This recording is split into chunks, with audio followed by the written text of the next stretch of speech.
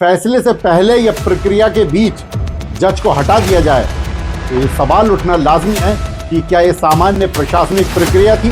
अब बात करते हैं सबसे गंभीर बिंदु पर, जज का तबादला। अगर माहौल पहले से तय हो, अगर जांच एजेंसियां सत्ता की तरफ झुकी हो और अगर जज असुरक्षित महसूस करें तो न्याय सिर्फ फैसला नहीं, एक दिखावा बनकर रह रहा है। फैसले आदाब, मैं आगा खुर्शीद खान।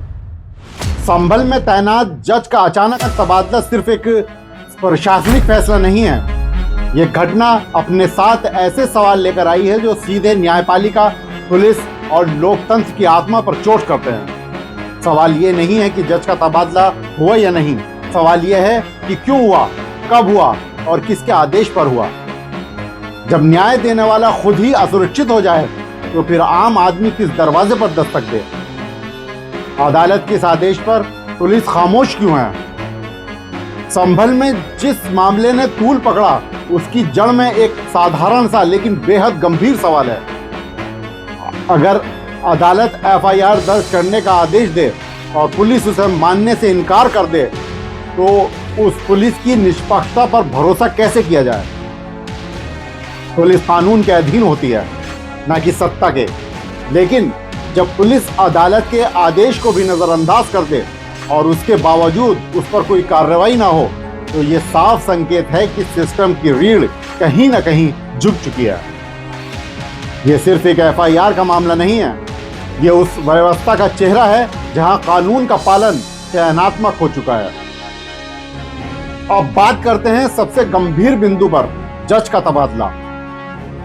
किसी भी लोकतांत्रिक देश में जज का तबादला एक संवेदनशील विषय होता है, लेकिन जब किसी हाई प्रोफाइल या सत्ता से जुड़े मामले में फैसले से पहले या प्रक्रिया के बीच जज को हटा दिया जाए तो ये सवाल उठना लाजमी है कि क्या ये सामान्य प्रशासनिक प्रक्रिया थी या फिर यह न्यायपालिका को दिया गया एक संकेत।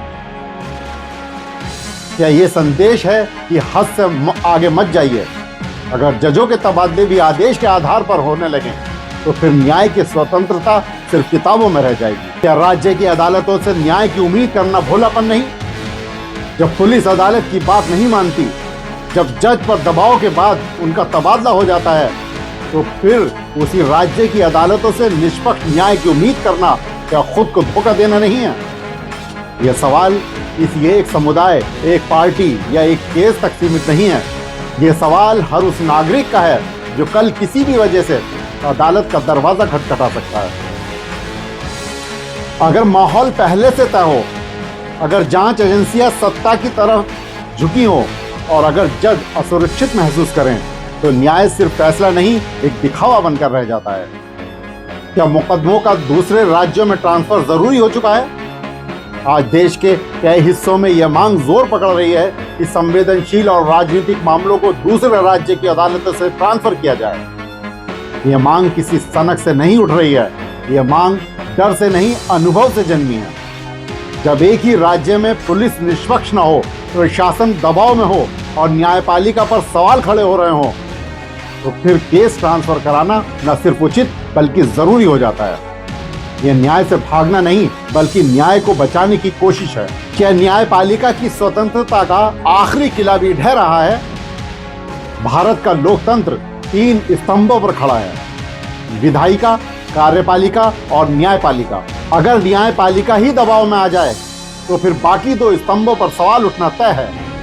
संभल का मामला हमें चेतावनी देता है कि न्यायपालिका की स्वतंत्रता अब सिर्फ सिद्धांत नहीं, संघर्ष बन चुकी है। आज जज का तबादला है, कल शायद फैसला बदलवाने की कोशिश होगी और परसों शायद सच बोलने की कीमत चुकानी पड़े। सवाल सरकार से, सिस्टम से और समाज से। सरकार को जवाब देना होगा। पुलिस ने अदालत के आदेश का पालन क्यों नहीं किया? जज का तबादला किस आधार पर किया गया? क्या न्यायपालिका पर दबाव डालना अब सामान्य हो चुका है? और समाज को खुद से पूछना होगा, क्या हम ऐसे फैसलों पर चुप रहकर भी दोषी नहीं बन जाते? या आज अगर एक के साथ अन्याय हो रहा है तो कल हमारी बारी नहीं आ सकती? दोस्तों, अब इंसाफ की लड़ाई अदालत से बाहर भी है। संभल का मामला हमें यह सिखाता है कि इंसाफ की लड़ाई अब सिर्फ कोर्ट रूम तक सीमित नहीं रही। ये लड़ाई अब सवाल पूछने की है, डर के खिलाफ खड़े होने की है और सिस्टम को आईना दिखाने की है। क्योंकि अगर आज हमने सवाल नहीं उठाए तो कल शायद सवाल पूछने का हक भी नहीं बचेगा, और तब इंसाफ सिर्फ फाइलों में जिंदा रहेगा, जमीन पर नहीं। दोस्तों, अगर आपको भी लगता है ये सवाल सिर्फ संभल का नहीं बल्कि पूरे लोकतंत्र का है, तो इस आवाज को दबने मत दीजिए। लाइक करें, शेयर करें, सब्सक्राइब करें और इस सच्चाई को हर इंसान तक पहुंचाइए। क्योंकि आज अगर हम चुप रहे तो कल इंसाफ भी हमसे मुंह मोड़ लेगा। शुक्रिया।